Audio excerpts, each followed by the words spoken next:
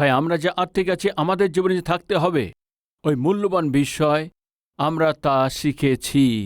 প্রথম আছে ধার্মিক প্রেম করবেন, ফসল ফলাবেন। তৃতীয়, ফলবন্ত হবেন। যাকবের অনেকগুলো পুত্র ছিল, ওই বহু পুত্রের মধ্যে মাত্র একজন ফলবন্ত হয়েছিলেন। ওই পুত্রের বিষয়ে যাকব এইভাবে ভবিষ্যৎবাণী করেছিলেন। ও কি আছে জানেন? যোসেফ এক ফলবন্তের শাখা আছে, ফলবন্ত লতার এক শাখা আছে।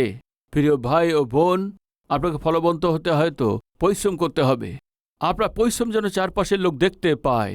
আদি পুস্তক ৩৯ অধ্যায় ২ পদে, আপন মিশ্রীয় প্রভুর গৃহে রইলেন, আর সদাপ্রভু তার সহবর্তী আছেন, এবং তিনি যে কিছু করেন সদাপ্রভু তার হস্তে তা সফল করিতেছেন, ইহা তার প্রভু দেখিলেন।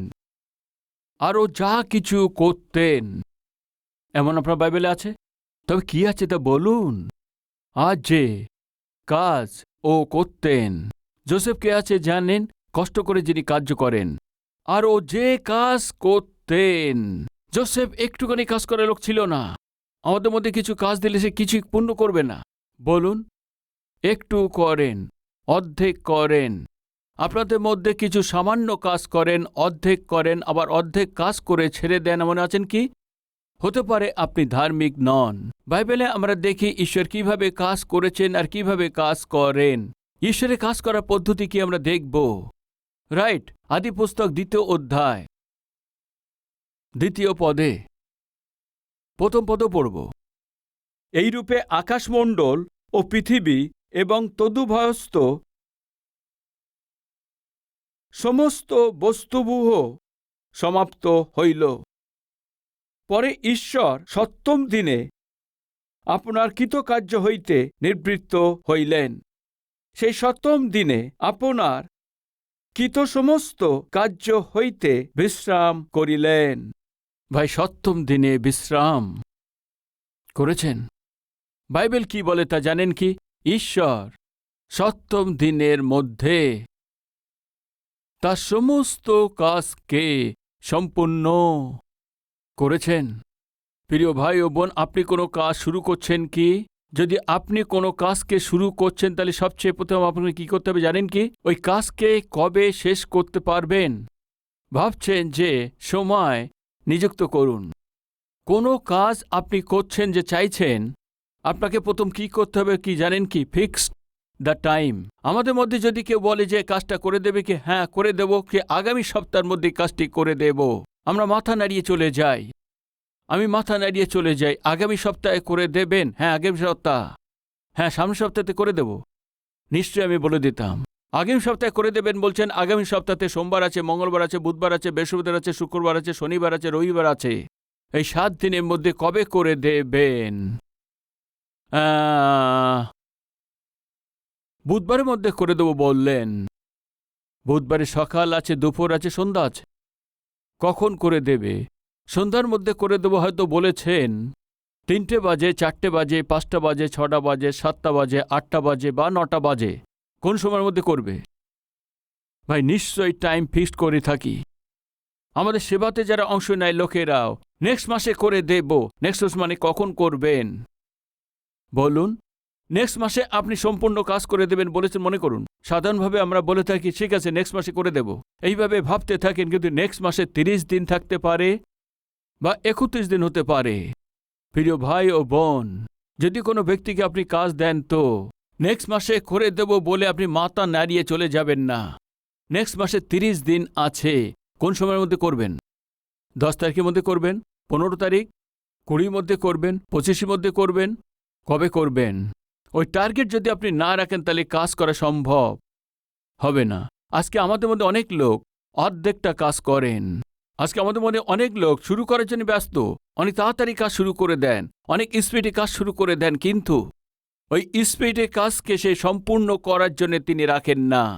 কোথাও ব্রেক লাগিয়ে দেয়, ব্যাস ছেড়ে দেয়।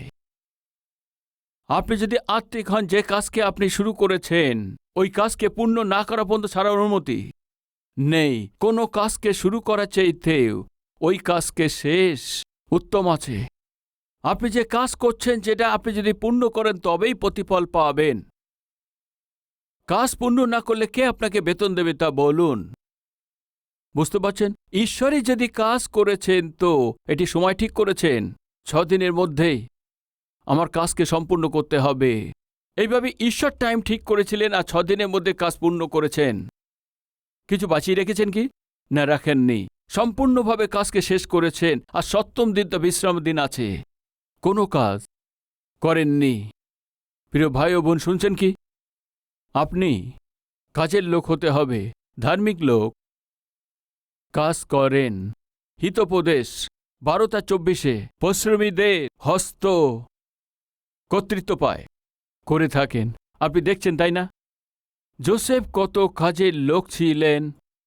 বাকি লোক কথার মধ্যে তাদের টাইম কাটাচ্ছিলেন, কিন্তু যোসেফ কাজ করেছেন। শুধু তাই না, ওকে যে কাজ দেওয়া হয়েছিল ওই কাজকে একটু করেননি, সম্পূর্ণ করেছেন।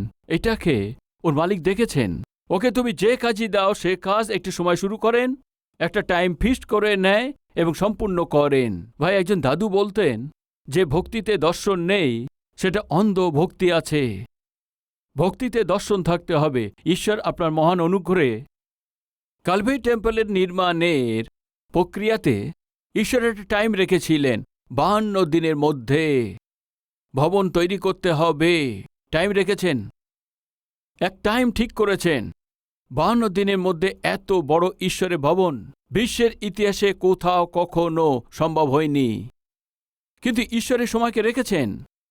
নেহেমীয় যেভাবে 52 দিনেতে পড়ে যাওয়া সে জেরুসালেমের প্রাচীরকে তৈরি করেছিলেন, 52 দিনের মধ্যে আমিও কালভারি টেম্পলকে তৈরি করব। ঈশ্বর প্রতিজ্ঞা করলেন 52 ডেজে একটা বড় টেম্পলকে তৈরি করব। যদি বিশ্বাস করো তাহলে ভিতকে ঢালো। ঈশ্বর বলেছেন, আমি ওর উপরে বিশ্বাস করেছি। ওইটা আমি সবাইকে বলেছি। ঈশ্বর আমাদের সবাইকে শক্তি দিয়েছেন, সামর্থ্য দিয়েছেন। সবার সাহায্য আর সাহায্যের দ্বারায় রাত দিন আমরা পরিশ্রম করে এত বড় টেম্পলকে তৈরি করার সাহায্য ঈশ্বর থেকে আমরা পেয়েছি। তারপর কি হয়েছে? 52 দিনেই আমরা সবাই এই ভবনেতে পা রাখতে পেরেছি। যীশু খ্রিস্ট মারা গিয়ে আবার জীবিত হয়েছেন। কমপক্ষে 2000 বছর হয়ে গেছে। এই জন্য সারা বিশ্বতে 2030-এতে বিশেষ রূপে দেখছেন। 2030-এর মধ্যে অনেক লোকদের সুসমাচার শোনাতে হবে। যারা নষ্ট হচ্ছে তাদেরকে পরিত্রাণ দিতে হবে, আত্মাকে রক্ষা করতে হবে, সুসমাচার প্রচার করতে হবে সারা বিশ্বতে। 2030-কে টার্গেট রেখেছেন। আমাদের কালভারি টেম্পল 2030-এর টার্গেট কি আছেন জানেন কি? 40 মণ্ডলীর স্থাপন করবেন। ওর জন্য পরিশ্রম করতে হবে, কষ্ট করতে হবে আর চোখের জল ফেলতে হবে। প্রিয় ভাই ও বোন, আমি জিজ্ঞেস করছি, আপনারা যদি কোনো কাজ শুরু করুন তার জন্য টাইম বা ফিক্সড ডেট আপনারা করেন কিনা? এই টাইমে শেষ করতে হবে। যদি আপনি এইভাবে টাইম ফিক্স করছেন না, তাহলে আপনি অলস আছেন, আপনি লেজি আছেন। যদি টাইম ফিক্স করে নিয়েছেন, ওই সময় পর্যন্ত আপনি কাজ শেষ করতে পারবেন। যদি কেউ ফোন করে, আমি ফোন তুলবেন না। সারাদিনে ফোনেই থাকবেন না, সবসময় ফোনে কথা বলবেন না। কেননা আপনি একটা টাইম ফিক্স করে নিয়েছেন। আপনারা চাইছেন যেন ওই টাইমের মধ্যে কাজ সম্পূর্ণ হয়। এই জন্য আপনি কাজ করতেই থাকবেন। ফোন সাইলেন্টে রেখে দিন। যদি কেউ এসে আপনার সঙ্গে কথা বলে, তাহলে আপনি বলবেন, দেখুন কাজ করছে, এখন 3টের মধ্যে কাজকে শেষ করতে হবে, আমাকে এখন কাজ করতে দাও। এখন আপনি যান, পরে আমি পাঠিয়ে দেব। টার্গেট গুরুত্বপূর্ণ আছে। আপনাকে ফলবন্ত হতে হবে, আপনার কাজে উন্নতি হতে হবে এবং আপনার কাজে প্রতিফল পেতে হয় তো নিশ্চয়ই সময়ের পালন করতে হবে। দিন মন্দ আছে, এই জন্যে নির্বুদ্ধি না হয়ে বুদ্ধিমান হয়ে তোমার সময়কে ঠিকমতো ব্যবহার করো। নির্বুদ্ধি তার সময়কে ঠিকভাবে ব্যবহার করে না, কি করেন? নষ্ট করে। প্রিয় ভাই ও বোন, জিজ্ঞেস করছি, কত সময় আপনি ফোনের মধ্যে সময় নষ্ট করেন? একবার ভেবে দেখুন। ব্যর্থ কথার জন্য, ব্যর্থ জিনিসকে দেখার জন্য কত সময় নষ্ট করছেন।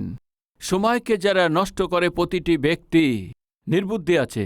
সময়কে যারা নষ্ট করে প্রতিটি ব্যক্তি মূর্খ আছেন। আপনি আপনার ফোনের মধ্যে সময় কাটাচ্ছেন তো আপনার জীবনে গুরুত্ব নেই। সময়ের গুরুত্ব আপনার জানা নেই। আপনার চাকরির গুরুত্ব আপনার জানা নেই। আপনার পরিবারের গুরুত্ব আপনার জানা নেই, আপনার সন্তানদেরকে তৈরি করার গুরুত্ব আপনি জানেন না। দয়া করে ধ্যান দিন, সময় যারা নষ্ট করে তাদের মধ্যে প্রত্যেককেই বাইবেল অনুসারে নির্বুদ্ধি আছে, মূর্খ আছে। আপনি নির্বুদ্ধি হবেন না। সময় যেন ব্যবহার করতে পারেন ধনবান আর গরিবকে, বুদ্ধিমান আর নির্বুদ্ধিকে, সাদা এবং কালো মানুষ, আত্মিক আর আত্মিক নন। প্রতিটি ব্যক্তিকে সাধারণভাবে ঈশ্বর দিয়েছে, সেটা কি আছে তা বলতে পারবেন? সময়। এই সময়কে আপনি ব্যবহার করতে পারেন, আবার নষ্ট করতে পারেন। আর যদি আপনি ওয়েস্ট ব্যক্তি হন তো ওয়েস্ট করবেন। যদি আপনি বুদ্ধিমান হন, ওই সময়কে সঠিক ব্যবহার করবেন। আমি জিজ্ঞেস করছি, একদিনে কত সময় ওয়েস্ট করছেন একবার ভেবে দেখুন। দিন মন্দ আছে, এই জন্য নির্বুদ্ধি না হয়ে বুদ্ধিমান হয়ে সময়কে নষ্ট না করে সময়কে সঠিক ব্যবহার করে বাইবেল তা বলে। পূর্ব দেশে পণ্ডিতরা এসছিলেন ও কার নেতৃত্বে চলে এসছিলেন? উপর দিকে চলেছেন না নিচের দিকে চলেছেন না এদিক ওদিকে তাকিয়ে চলেছেন? বলুন। উপরে দেখে চলেছেন। উপরে কি আছে তা বলুন। তারা। ওই তারা কার সূচক আছে তা বলুন। প্রভু যীশুখ্রিস্টের সূচক আছেন। যাকবের বংশের মধ্যে একটি তারা উদয় হবে, আর ওই তারা প্রভু যীশু আছেন। প্রিয় ভাই ও বোনেরা, এই মন্দ দিনেতে, এই মন্দ সমাজের মধ্যে আমাদের পবিত্রতায় চলতে হয় তো। আমাদের প্রভু যীশুখ্রিস্টের তারা আছেন, তাকে দেখতে থেকেই চলতে হবে। যীশু খ্রিস্টকে দেখে যদি আমরা চলি, তাহলে আমরা কোথায় পৌঁছাবো? তার রাজ্যতে পৌঁছাবেন, তার উপস্থিতিতে পৌঁছাবেন। যত সময় ওরা তারাকে দেখে চলেছেন, ওরা ভ্রষ্ট হননি। জেরুসালেম পর্যন্ত চলে এসছেন। জেরুসালেমে আসার পর ওরা তারাকে দেখা ছেড়ে দিয়েছেন, এদিক ওদিক দেখছে, রাস্তা হারিয়ে ফেলেছেন। হেরোদের কাছে গিয়েছেন, গিয়ে রাজা, জিহুদীদের রাজা, পরিত্রাতা কোথায় আছেন এই বলার পর রাজা হেরোদের সঙ্গে অকারণে দেখা করলেন। তারপরে কি হলো? শাস্ত্রের লোকদের ডাকলেন, ধর্মীয় লোকদেরকে ডাকলেন, জিহুদীদের রাজা কোথায় জন্ম নেবে? ওনারা বললেন, বেথলেহেমেতে জন্ম নেবে। পণ্ডিতদের জিজ্ঞেস করলেন, তোমরা তারাকে দেখেছ কত সময় হয়ে গেছে? পণ্ডিতরা সঠিক উত্তর দিয়েছেন কি 2 বছর হয়ে গেছে।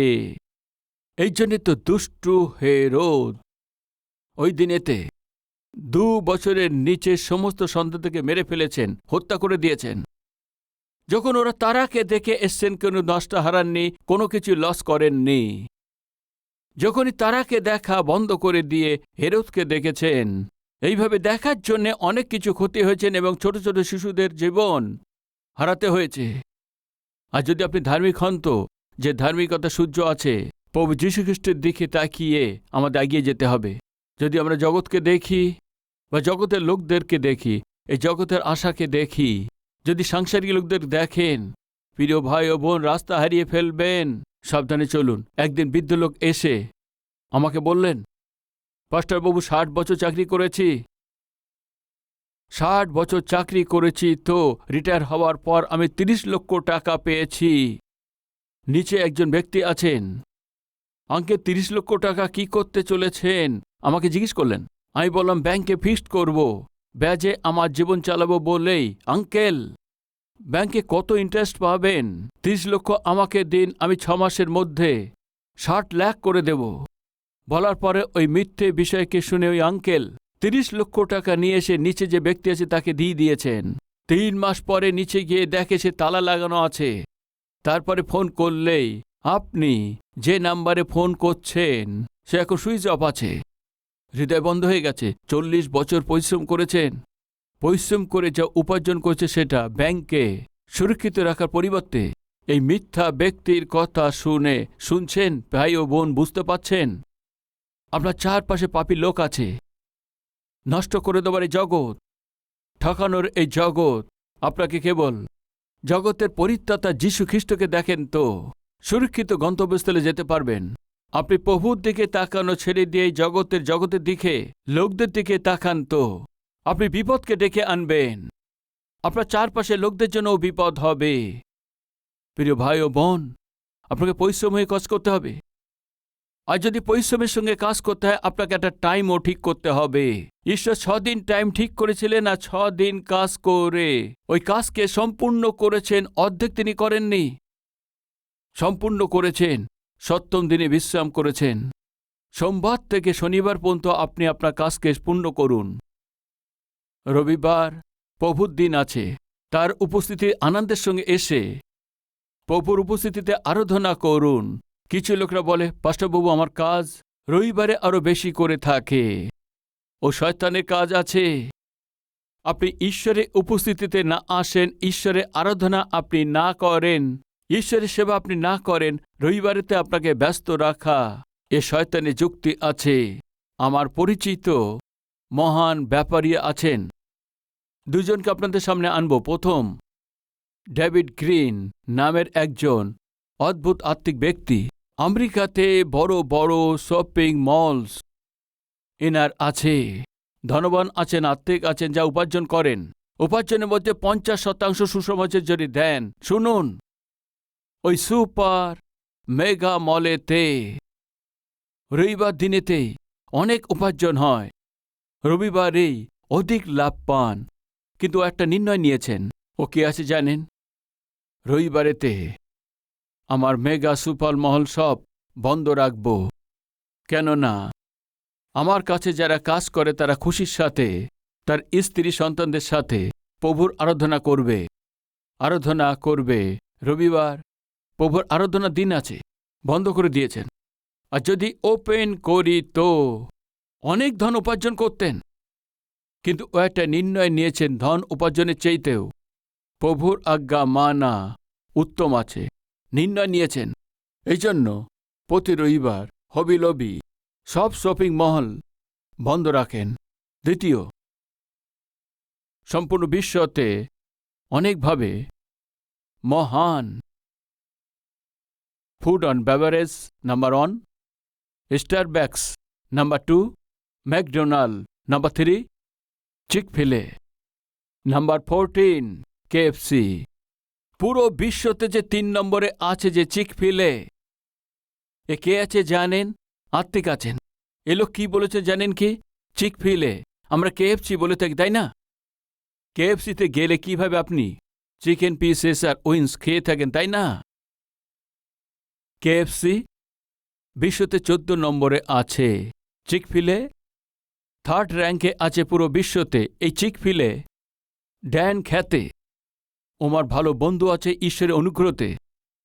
আমার বন্ধু আছে ভাই। গত 1 মাস আগে আমার পুত্র প্রিন্স বাবু গিয়ে ওই ড্যান খ্যাতের ঘরেতেই 3 দিন থেকে ওনার সঙ্গে সময় কাটিয়ে এসছেন। ওনার দ্বারায় বহুমূল্য পাঠকে শিখবে এটা ভেবেই ওনার কাছে পাঠিয়েছেন। প্রিয় মায়েরা, বাবারা, আপনার সন্তানদেরকে দাদুর কাছে, ঠাকুরদার কাছে কিছু সময় থাকতে দিন। ছুটির সময় তাদের গুরুজনদের কাছে আপনার সন্তানদেরকে পাঠালে, এই গুরুজনরা 60 বছর আগে, 70 বছর আগে তারা ছিলেন। ওই দিনে মূল্য এখন তা নেই। ওই দিনে যা ভালো ছিল আজকে তা নেই। ওই সময় যে পারিবারিক সম্বন্ধ ছিল, মূল্য ছিল, সম্পর্ক ছিল, তা সংস্কৃতি, সংস্কার, সভ্যতা, একতা এই দিনেতে দেখা যায় না। আমাদের সন্তানদেরকে যদি এরকম গুরুজনদের কাছে রাখেন তো এরা যে সংস্কৃতিতে, যে সভ্যতাতে, এরা যে সংস্কার, যে শিক্ষাতে উনার পিতামাতা পালন করিয়েছিলেন, আমাদের বাচ্চারা শিখলে আশীর্বাদ আছে। এই জন্য বড় বড় লোকদের সাথে, যারা বয়সে বড় আছে, যাদের জীবনে অনুভব আছে, আমাদের সন্তানের সময় কাটাক, আশীর্বাদ আছে। আমি বলতে চাই কি, চিকফিলে ও একটা নির্ণয় নিয়েছিলেন। সাধারণভাবে হোটেল কখন ব্যস্ত থাকে বলুন? শনিবারেতে আর রবিবারেতে।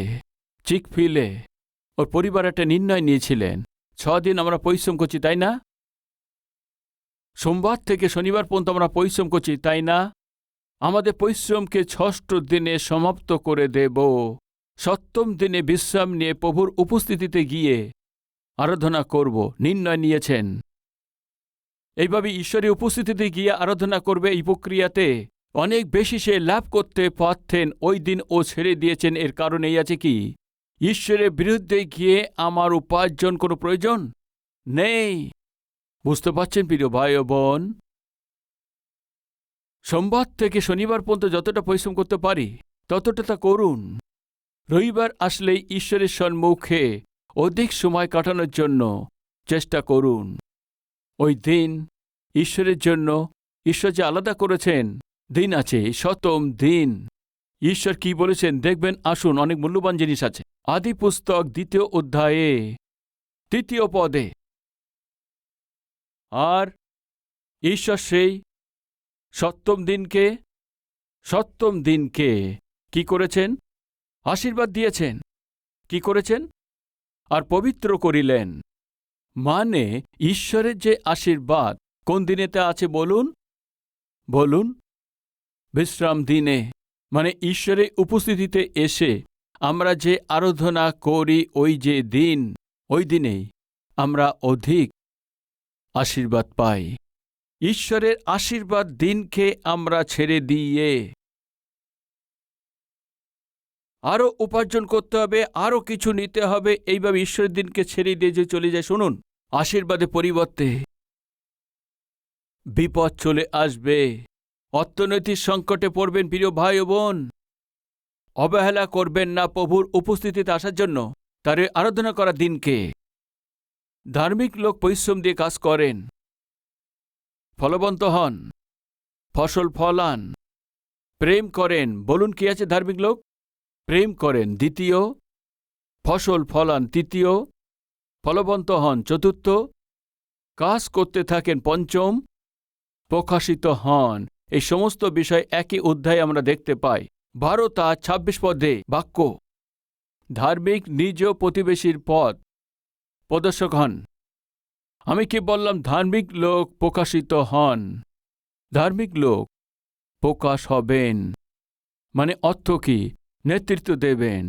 আবার বলছি, পণ্ডিতদের রাস্তা কে বলেছেন তা বলুন? তারা কি করেন তা বলুন? আলো প্রকাশ করেন। অন্ধকারে যদি যেতে হয় আপনার কাছে কি থাকতে হবে তা বলুন? বলুন, কি থাকবেন? আলো রাখতে হবে, লণ্ঠন থাকতে হবে। প্রভু বললেন, তোমরা জগতের আলো আছো। ঈশ্বর কেন আমাদের জগতের আলো বানিয়েছেন জানেন কি? অনেককে যেন ঈশ্বরের কাছে নিয়ে আসবেন। এই জন্য অনেককে ঈশ্বরের কাছে নিয়ে আসবেন। তাহলে আমরা কিভাবে থাকব? আলো দিতে হবে।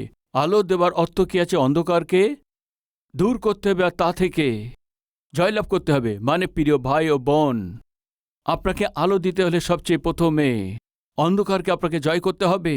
ধার্মিক লোক কি করেন জানেন কি? সে আলো দিয়ে থাকেন। কিভাবে? খ্রিস্টকে জগতের সঙ্গে পরিচয় করিয়ে দিয়ে, লক্ষ লোককে, জগতের পরিত্রাতাকে, ধর্মের সূর্যকে পরিচয় করিয়ে দিন। সুসমাচারে সাহায্য করুন। বহু লোকদের জীবনকে আলোতে নিয়ে আসুন। আসুন প্রার্থনা করি, সবাই প্রার্থনাতে সহভাগী হন।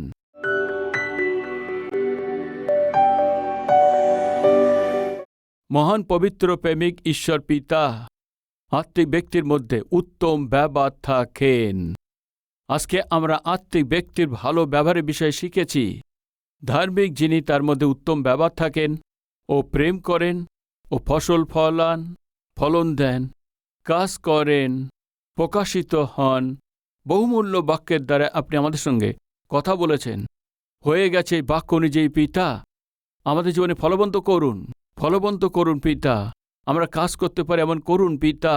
আপনার বাক্য আমাদের জীবনে আলো দিয়ে পিতা আমরা এই জগৎকে আলো দিতে পারি এমন অনুগ্রহ দিন। এই জাগতিকতার জীবন আমাদের থেকে দূরে সরিয়ে দিন পিতা। এই জগতে যেন আমরা তা না হই, এই জগতে যেন আমরা না মিশে যাই, সংসারী লোকের মতো যেন না হই পিতা, যেন আপনার সন্তানের মতন হই এমন অনুগ্রহ দিন। পরিত্রাতা আপনার প্রত্যেককে দর্শন দিন। যাদের সন্তান নেই তাদেরকে অনুগ্রহ দেখান পিতা।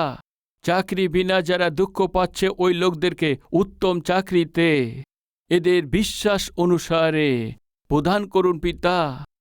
অসুখে যে দুর্বল হয়ে আছে তাদেরকে আপনি স্পর্শ করে সম্পূর্ণ সুস্থতাকে প্রদান করুন পিতা। অর্থনৈতিক সংকটে পড়ে ঋণের মধ্যে পড়ে যে কাঁদছে তাদেরকে প্রত্যেককেই পিতা আপনি আশীর্বাদ দিয়ে বহু লোকদের যেন আশীর্বাদদায়ক হতে পারে আমি চাইছি পিতা। হতে পারে পরিবারেতে দুঃখ আছে, শান্তি আর একতা নেই, এমন পরিবারেতে পিতা শান্তি দিন, একতা দিন। যে স্বামী স্ত্রী সন্তানদের মধ্যে পরিবর্তন নেই, আমাদের প্রার্থনা শুনে সাহায্য করুন পিতা। আমাদের পরিবারে যে পরিত্রাণ পায়নি যেন সে পরিত্রাণ পায়, প্রত্যেকেই যেন পরিত্রাণ পায়, এমন অনুগ্রহ দিন পিতা। আমরা যে আর্থিক আছি আরও আর্থিকতায় বৃদ্ধি পেয়ে এক বড় জাগরণকে যেন আমরা পাই পিতা। আপনার ছাড়া আমরা আর কাউকে যেন প্রেম না করি এমন মন দিন পিতা। আপনার ইচ্ছা অনুসারে আমরা চলতে পারি, শেষ নিঃশ্বাস পর্যন্ত আপনার আরাধনা করতে পারি, সাহায্য করুন। যীশু খ্রিস্টের নামেতে চাইছি পিতা, আমেন।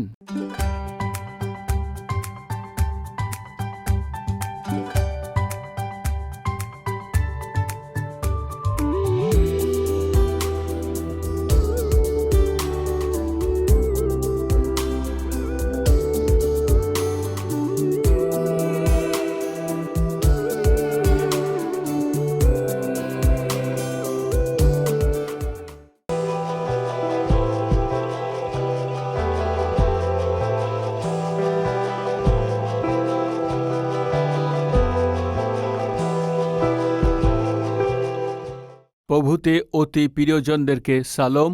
ভালো আছেন? প্রভুর মহান অনুগ্রহতে কেবল একটি কারিকুলাম দিয়ে শুরু করা হিসেবে কালভেরির স্বর আজ কমপক্ষে 650 স্যাটেলাইট টেলিভিশন কারিকুলাম রূপে ঈশ্বর আশীর্বাদ দিয়েছেন। কারণ জানেন, যারা এই কারিকুলামকে দেখেন তারা আশীর্বাদ পেয়ে এই কারিকুলামের জন্য কিছু না কিছু সাহায্য পাঠিয়েছে। এই জন্য একটি কারিকুলাম দিয়ে শুরু করা হয়েছিল, একটি ভাষা দিয়ে শুরু করা হয়েছিল কালভেরি স্বর। আজ ভারতবর্ষেতে প্রতিটি রাজ্যে ওদের নিজের ভাষাতেই সুসমাচার পৌঁছে দিতে পারছি। আসু তাই না, কমপক্ষে 650 টেলিভিশন কারিকুলামের দ্বারায় কেবল আমাদের দেশেতে নয়, বাংলাদেশেতে, নেপালেতে আর পাকিস্তান, আফগানিস্তান, গলফ কান্ট্রিতে আর শ্রীলঙ্কাতেও ওদের ভাষাতেই প্রভু যীশুখ্রিস্টের এই সুসমাচারকে পৌঁছাচ্ছে।